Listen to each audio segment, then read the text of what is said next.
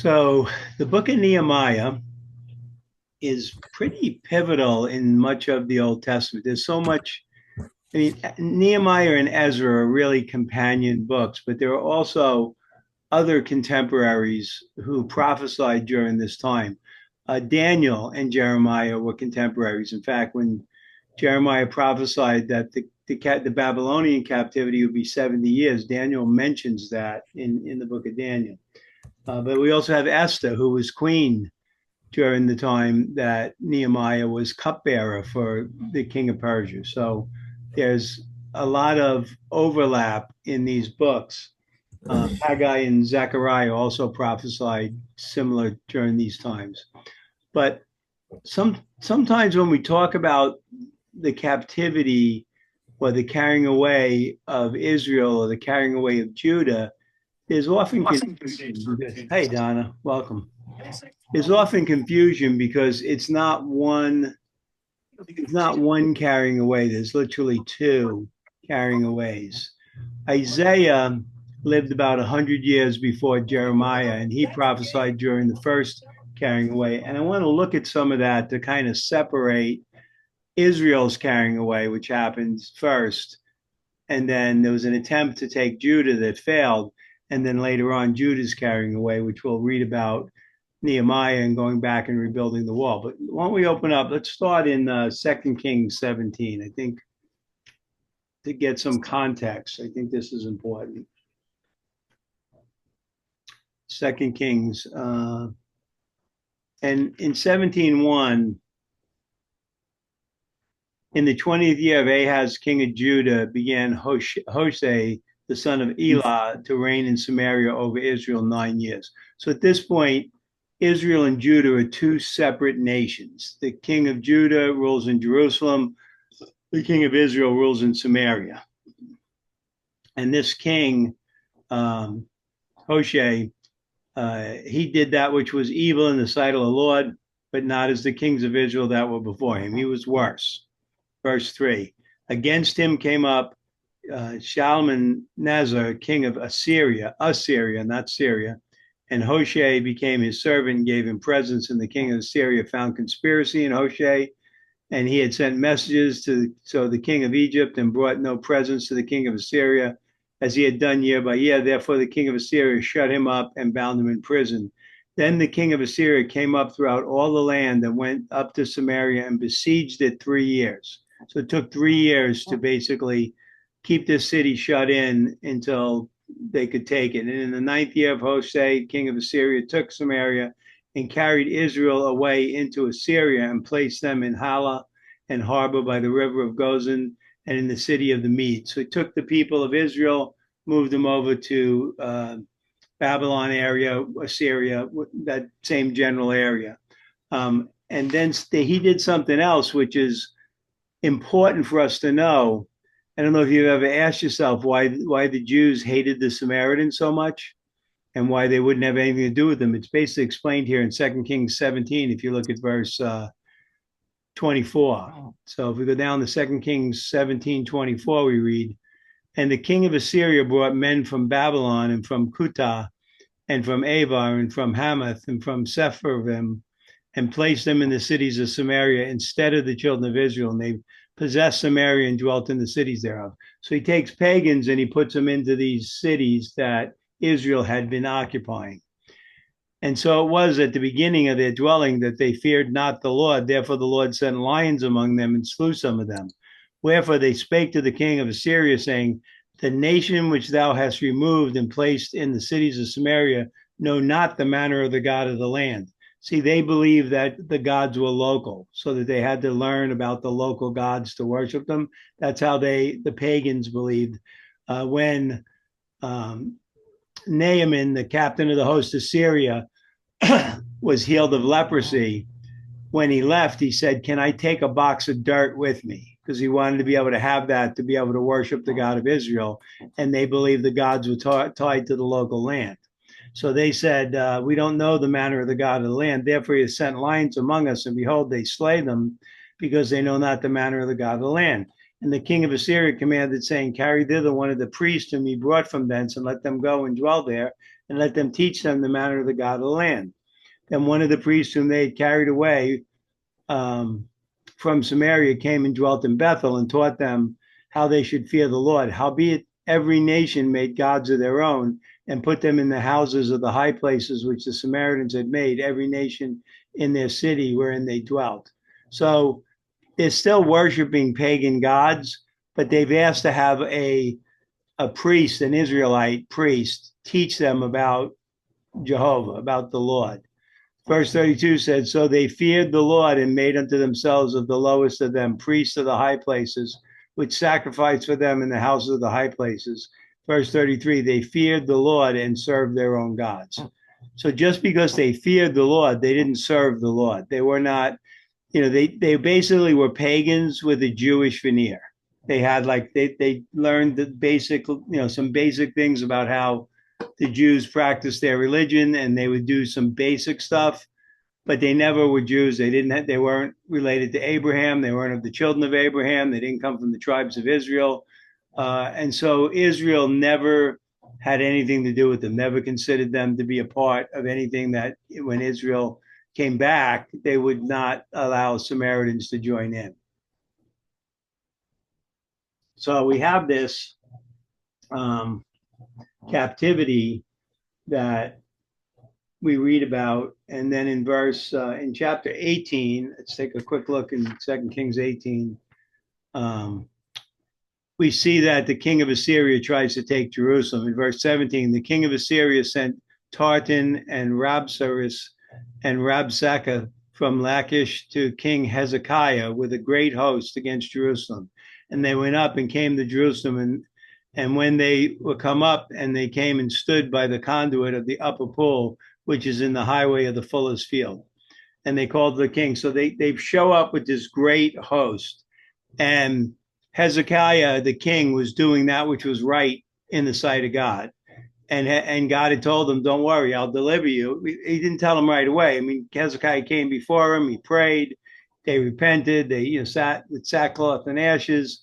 And these messengers from the king of Assyria were saying, don't trust the words of Hezekiah, because look, we took Israel, and they were basically worshiping the same God you did. Your God didn't protect them. Why would you think he'd protect you? We've taken all these other nations. None of the gods have been able to protect their people. And so these guys are kind of mouthing off at Jerusalem before God that they can just take Jerusalem if they choose to. So as we get down to chapter 19, verse 6, we see Isaiah. So here we see Isaiah as a contemporary here. It's this, he's prophesying during this time. Isaiah said unto them, thus shall ye say to your master, thus saith the Lord, be not afraid of the words which thou hast heard, and which the servants of the king of Assyria have blasphemed me. So he's saying, he's blaspheming me. He's not just saying words. Behold, I will send a blast upon him, and he shall hear a rumor and shall return to his own land, and I will cause him to fall by the sword in his own land. So Isaiah prophesies this, and this begins, the wheels get set in motion. So we get down to verse 32 of chapter 19. In chapter 19, it says in verse 32, therefore, thus saith the Lord concerning the king of Assyria, he shall not come into this city, nor shoot an arrow there, nor come before it with shield, nor cast a bank against it. By the way that he came, by the same shall he return, and shall not come into the city with the Lord, saith the Lord. For I will defend the city to save it for my own sake and for my servant David's sake. And it came to pass that night that the angel of the Lord went out and smote in the camp of the Assyrians 185,000. So 185,000 he smote. And when they arose early in the morning, behold, they were all dead corpses. So they woke up dead the next morning, as I like to say. So verse 36, so Sennacherib, king of Assyria, departed and went and returned and dwelt in Nineveh. Remember Nineveh? Where do we know the city of Nineveh from? Remember Jonah was sent, God sent Jonah to Nineveh to tell him to repent. Jonah didn't want to go. Why? Because I think Jonah saw this coming as a prophet. He saw that Nineveh was going to eventually take Israel, and he didn't want to help them. He wanted them to be destroyed. And God said, no, go and preached to Nineveh, and Nineveh repented. And Jonah was upset, very upset about it. But Nineveh was a great city, and so they repented, and God utilized them to chastise Israel, to get Israel's attention. Verse 37 says, "It came to pass as this is Sennacherib the king, as he was worshiping in the house of Nisroch his god, that Amdramelech and Sharazez his sons smote him with the sword, and they escaped into the land of Armenia. And Irshahadon his son reigned in his stead." So just like God said, but like Isaiah had prophesied, he went back home and he was killed for blaspheming against God. This first carrying away of Israel did not include Judah. When we want to read about what went on there, we can read about it in 2 Kings. There's some references in Chronicles about it. There's also references in Isaiah. Isaiah was a contemporary, and Isaiah lived about 100 years before Jeremiah. Jeremiah prophesied during the captivity of Babylon. So we will read some of Jeremiah as we get to that, but let's go to the book of Nehemiah. So Nehemiah, we're going to see, is the cupbearer of the king of Persia. Remember the Babylonians in Daniel. Wow, well, we got to look at a few places. Keep your finger here, but we want to look briefly at Daniel. Let me see. What king was he cupbearer of? Well, that's a good question. There's a Persian king that has many names. Darius is his actual name, and we can read. I'll read a statement about him. He had many titles, so sometimes it's confusing, and people think it's different kings. But in many places, they're referencing his title, and in other places, they're referencing his name. And so we have to look at that. So Daniel, if we look at go to Daniel, end of chapter 5, I think. Yeah.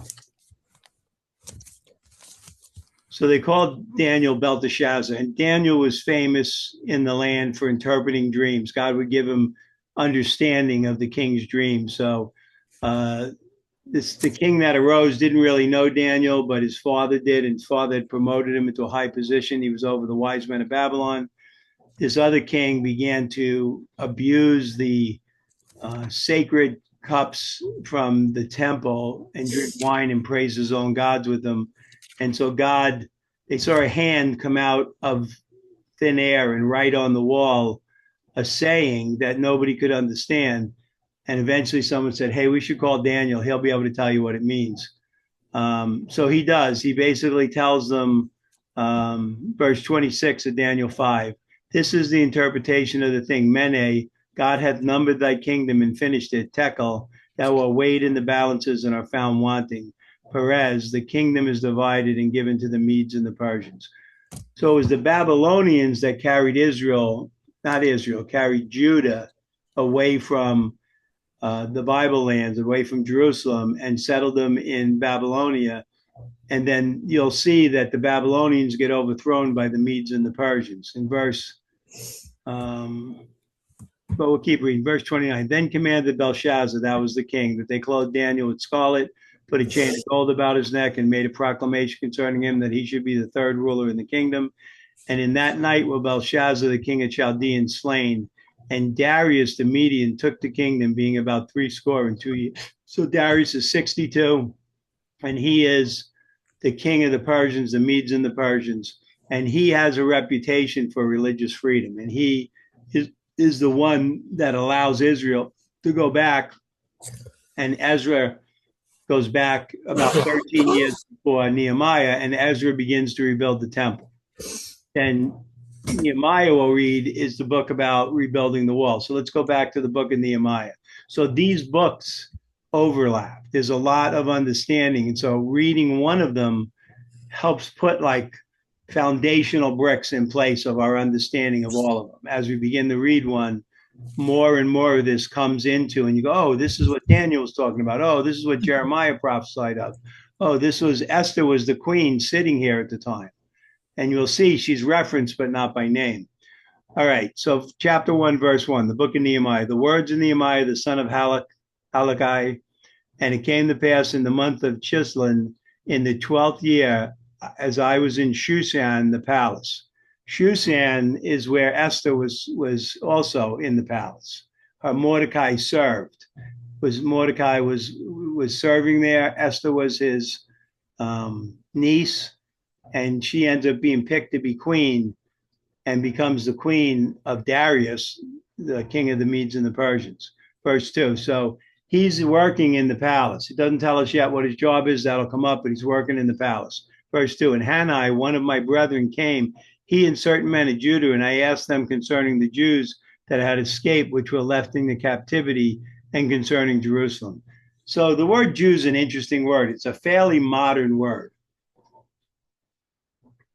I think we see it first around the time of Shakespeare. The word Jew we get from a version of Judean, shortened version to Jew. And Judean originally meant of the tribe of Judah. So originally when you said Judean, you meant someone who was from the tribe of Judah. Then when the kingdom split into the kingdom of Israel and the kingdom of Judah, the two southern tribes, Judah and Benjamin, made up the tribe of Judah. So you could be a Judean and be a Benjamite because you'd be a part of the tribe of Judah. But eventually it just came to mean somebody of the Jewish religion, whether you were from the tribe of Judah or not. But here, it's still the second carrying away. The Judeans were carried away to Babylon. Israel was carried away to Assyria, which was in a similar area, but was about 100 years before. So we're going to see how God works to bring them back to Jerusalem. Verse 3, and they said unto me, the remnant that are left of the captivity there in the province are in great affliction and reproach. The wall of Jerusalem is also broken down, and the gates thereof are burned with fire. So, a city that has no wall and no gates is open to attack. Anybody can attack. In fact, Proverbs says, a man without self-control is like a city without a wall. Literally, you can be attacked at any time. And it came to pass that when I heard these words, that I sat down and wept and mourned certain days and fasted and prayed before the God of heaven. And said, I beseech thee, O Lord God of heaven, the great and terrible God, the keeper that keepeth covenants and mercy for them that love him and observe his commandments. Let thine ear now be attentive and thine eyes open, that thou mayest hear the prayer of thy servant, which I pray before thee now, day and night, for the children of Israel, thy servants, and confess the sins of the children of Israel, which we have sinned against thee. Both I and my father's house have sinned. So he's very humble before God. He's asking God to intervene, to help the children of Israel. We have dealt very corruptly against thee, and have not kept the commandments, nor the statutes, nor the judgments which thou commanded thy servant Moses. Remember, I beseech thee, the word that thou commanded thy servant Moses, saying, if ye transgress, I will scatter you abroad among the nations. But if ye turn unto me and keep my commandments and do them, though there were of you cast out into the uttermost parts of the heaven, yet I will gather them from thence and will bring them unto the place that I have chosen to set my name there. Now therefore are thy servant and thy people whom thou hast redeemed by thy great power and by thy strong hand. O Lord, I beseech thee, let now thy ear be attentive to the prayer of thy servant and to the prayer of thy servants who desire to fear thy name and prosper. I pray thee, thy servant this day, and grant his mercy in the sight of this man, talking about the king, for I was the king's cupbearer. Think about that position, how trusted he had to be in that position. If you're going to hand, what's like one of the easiest ways to kill a king? Poison. You poison the cup. So the cupbearer had to drink from it, make sure it was safe, and then give it to the king. So he would make sure. So he protected the king's life. This was a very, very important position, a very well-respected position, and he had done this job for some time. So he was before the king, serving him and making sure that the king was safe. Verse 2 says, and it came to pass in the month Nisan, in the 20th year of Artaxerxes the king, that wine was before him, and I took up the wine and gave it unto the king. Now had not been before time sad in his presence. So Artaxerxes, look at Ezra chapter 6. Go back a book and look at this Artaxerxes. Artaxerxes is a title. Ezra 6. Yeah. So in verse 1, it says, and Darius the king made a decree. right? So there's referred to as Darius. Um, then as you go further down, in the first year of Cyrus the king, the same Cyrus the king made a decree. So then it's referring to the king of Cyrus. If you look at verse 14, and the elders of the Jews builded, and they prospered through the prophesying of Haggai and Zechariah. So those are two contemporaries of Ezra, the son of Iddo, and they built and finished it according to the commandments of God of Israel, according to the commandment of Cyrus and Darius and Artaxerxes, king of Persia. Not kings of Persia, king. This is one guy. So his name was Darius. Cyrus and Artaxerxes are titles. There was another Titus too. Asherus, I think, was another title he had. But when you read him and they keep changing what they call him, it sounds like it sounds like this may have taken a really long time to happen. I don't believe that's the case, because this is the one king of Persia we're referencing. And this house was finished. So this is talking about the finishing of the building of the temple. But it came under Darius was his name. Cyrus and Artaxerxes were titles. I'm sorry, Cyrus was his name. Darius was a title as well. Yeah, it was the other way around. Cyrus was his actual name. Darius was a title, and Artaxerxes was a title. So whether they refer to him as Darius, Cyrus, Artaxerxes, it's the same guy. So go back to Nehemiah chapter 2 now. That led to so much confusion when I first read the book of Ezra. So I got to that verse and then looked at it, and Bullinger had some good references on that this was one man. This wasn't three or four different guys.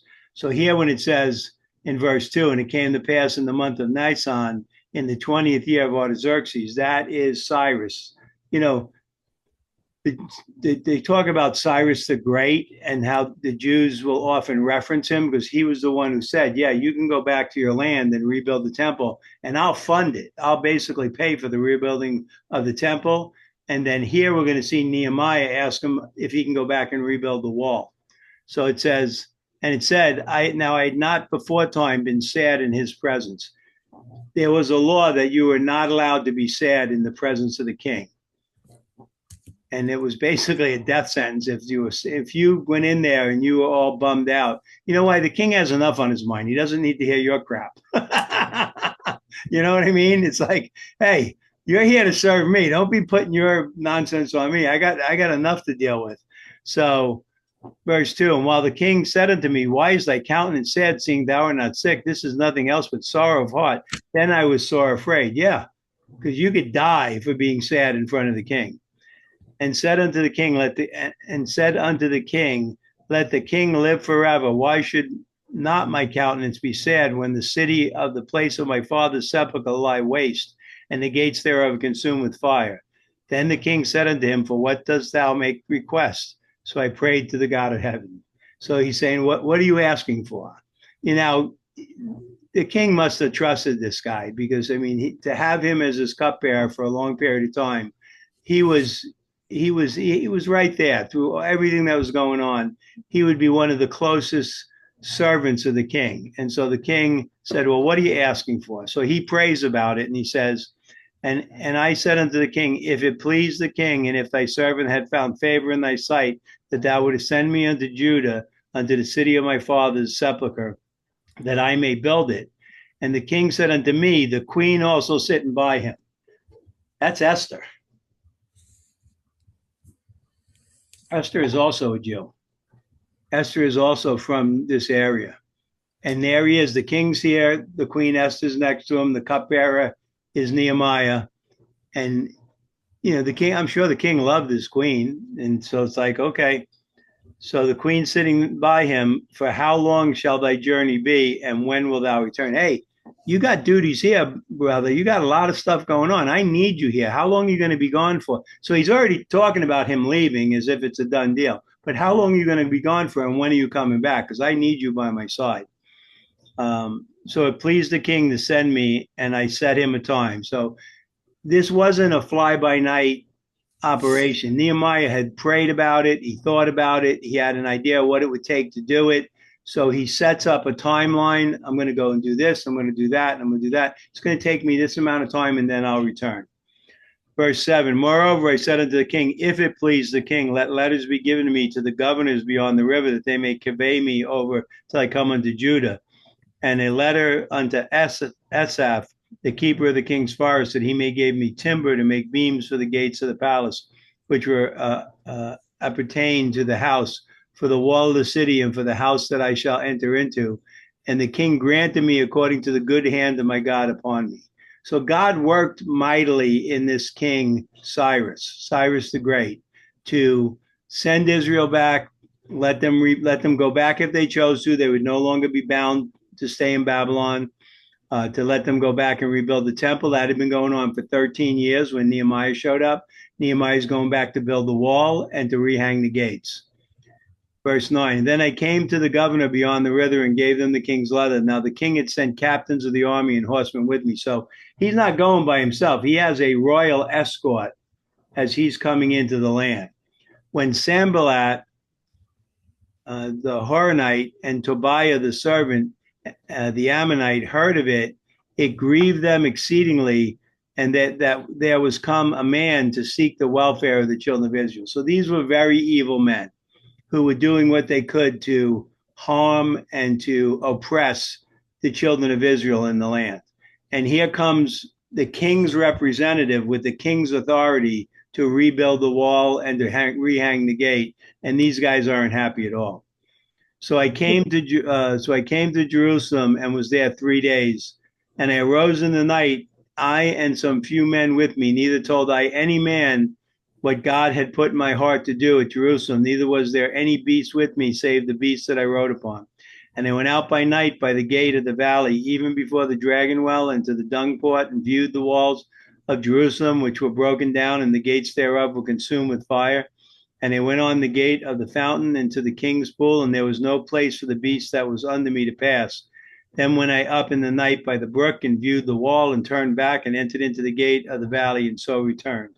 And the rulers knew not whether I went or what I did, neither had I yet told it to the Jews, nor to the priests, nor to the nobles, nor to the rulers, nor to the rest that did work. Then said I unto them, ye see the distress that we are in, how Jerusalem lieth in waste, and the gates thereof are burned with fire. Come and let us build the wall of Jerusalem, that we be no more a reproach. Then I told them of the hand of my God, which was good upon me, and also upon the king's words he had spoken unto me, and said, let us rise up and build. So they strengthened their hand in this good work. But when Sanballat the Horonite, and Tobiah the servant, the Amorite, and Geshem the Arabian heard it, they laughed us to scorn and despised us, and said, what is this thing that ye do? Will ye rebel against the king? Then answered I them, and said unto them, the God of heaven will prosper us. Therefore we his servants will arise and build. But ye have no portion, nor right, nor memorial in Jerusalem. You got nothing to do with this, so get out. You're not, and he had the king's authority. So this guy, Nehemiah, came in. God had worked it in his heart. He approached, the great Cyrus the Great, who gave him both the authority and the resources to do this job. So he's sending him back to really help Israel. Chapter 3, verse 1, we'll start in. Let's see. Yeah, this is going to be a lot of who did what there. So we'll read through this very chapter, and then we'll probably be able to wrap it up here. But tonight, and Elishabib, the high priest, arose with his brethren, the priests, and they built the sheep gates. They sanctified it and set up the doors of it, even unto the tower of Me, and they sanctified it unto the tower of Haniel. Next unto him built the men of Jericho, and next unto them built Zachar, the son of Imri. But the fish gates did the sons of Hasarneth build, who also laid the beams thereof and set the doors thereon, the locks thereof, and the bars. So each of these gates are being rebuilt. Each of the portion of the walls are being rebuilt. Next unto them repaired Meremoth, the son of Urijah, the son of Koz. Next unto them repaired Meshullam, the son of Berekai, the son of Meshezabil. And next unto them repaired Zadok, the son of Banner. And next unto them the Techonites repaired, but their nobles put not their necks to the work of the Lord. We'll see that these guys get reproved later on when the servants are working, but the guys of high status, they're like, I know, I'll let my servants do the work. This is the work of the Lord. Everybody needs to pitch in. And eventually they get reproved and they come around. They start doing the right thing. Verse 6. Moreover, the old gate repaired Jehoiada, the son of Persia, and Meshullam, the son of Beshodiah. They laid the beams thereof, set up the doors thereof, and the locks thereof, and the bars thereof. And next unto them repaired Meltiah the Gibeonite, and Jadon the Maronite, the men of Gibeon, and the Mizpah unto the throne of the governor on this side of the river. And next unto him repaired Uzal, the son of Harahiah, of the goldsmiths. And next unto him repaired Hananiah, the sons of one of the apothecaries. This would be like a pharmacist. And they fortified Jerusalem unto the broad wall. So these guys all have specific tasks that they're set in and they're working. Right now, there's nobody actively opposing them or attacking them for doing that. But the pressure is going to begin to build. These evil men will begin to accuse them of trying to break, well, like they just did. What are you going to rebel against the king? The king sent me here, so they're not here to rebel against. Why would they rebel against a king who's been so kind to them? So that just doesn't make sense. But evil people will speak lies about you to try to make you look bad and to try to turn public opinion against you. So that's pretty much what was going on here. Verse 9, next unto them repaired Raphael, the son of Hur, the ruler of the half part of Jerusalem, and next unto them repaired Jediah, the son of Harum, even over against his house, and next unto him repaired Hattush, the son of Hashabnai, Malchiah, the son of Haram, and the Hashbah, the son of Pahath Moab, repaired the other piece of the tower of the furnaces. And next unto him Shallum, the son of Halosh, and the ruler of the half part of Jerusalem, he and his daughters. So this man had his daughters working with him, which was, not necessarily common in this culture. But he had his daughters out with him, and they were working together. The valley gate repaired Hunan, the inhabitants of Zonah. They built it and set up the doors thereon, the locks thereon, the bars thereon, and 1,000 cubits on the wall unto the dung gate. And the dung gate repaired Malchiah, the son of Rechab, the ruler of part of Beth Harakim. He built it and set up the doors thereon, the locks thereon, the bars thereof. And the gates of the fountain repaired Shallum, the son of Kolos, the ruler of part of Mizpah, and he built it and covered it and set up the doors thereof, the locks thereof, the bars thereof, and the wall of the pool of Silo, the king's garden, to the stairs that go down from the city of David. So that was the section he was assigned to, and he began to work on and repair. After him repaired Nehemiah, the son of Azbuk, the ruler of half part of Bethsur, and placed over against the sepulchre of David, to the pool that was made unto the house of the mighty, and him repaired the Levites. Rephaim, the son of Bani, next unto him repaired Hashabiah, the ruler of the half part of Kiliah, in his part, and him repaired their brethren Babai, the son of Hadniah, the ruler of the half part of Kiliah. Next him repaired Ezer, the son of Jeshua, the ruler of Mizpah, among the peace over against going to the armory and the turning of the wall. Again, specific groups signed certain areas to do that work.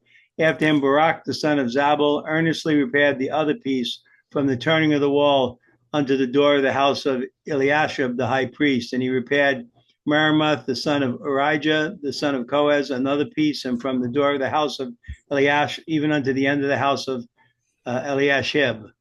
And after him repaired the priests, the men of the plain. The men of the plain would be the country round about, the Jerusalem, and then Judah was round about them, that they came in, they were doing the work.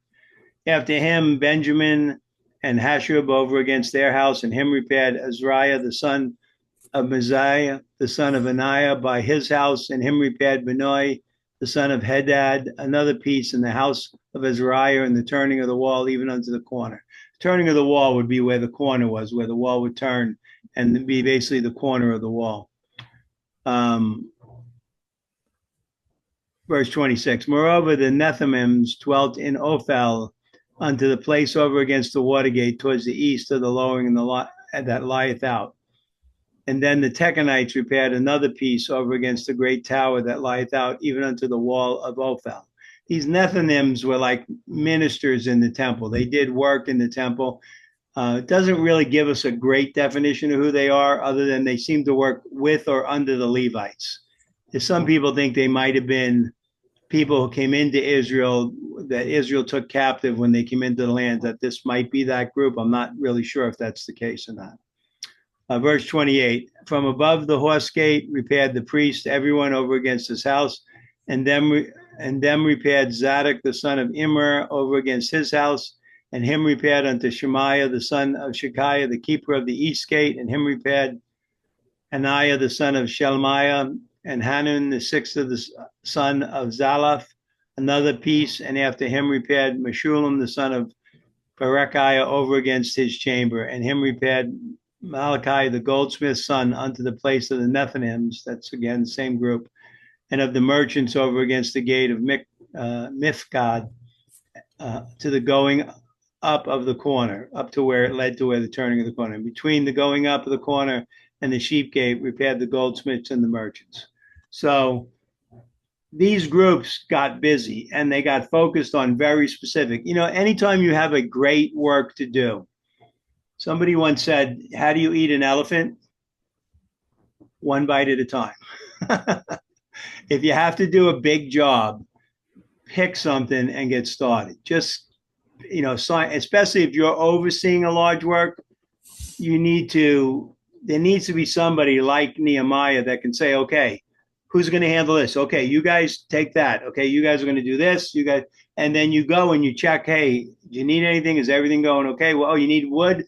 We got the guys bringing wood. Okay, we're sending it right over to you. So to do such a large work, it has to be organized. These guys were assigned very specific. And, when you get to assign a huge task, if you have to look at rebuilding the wall of Jerusalem, it could be overwhelming.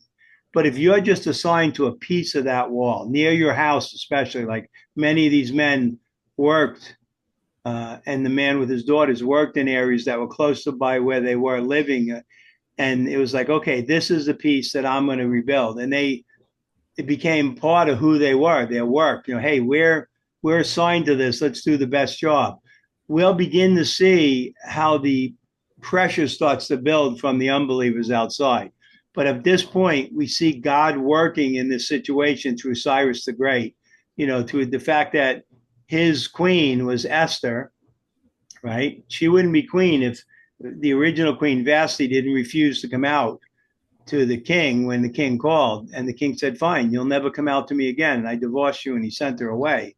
And then he was sad because I must have been very beautiful, and said, geez, I don't know if that was such a great idea. And they said, well, we're going to pick a new queen. We'll do like a beauty contest. So we'll pick a new queen. So Esther gets picked. Now the king doesn't know she's a Jew. And Mordecai tells her to keep it a secret until afterwards, when Haman was a very evil man, and he wanted to destroy the Jews.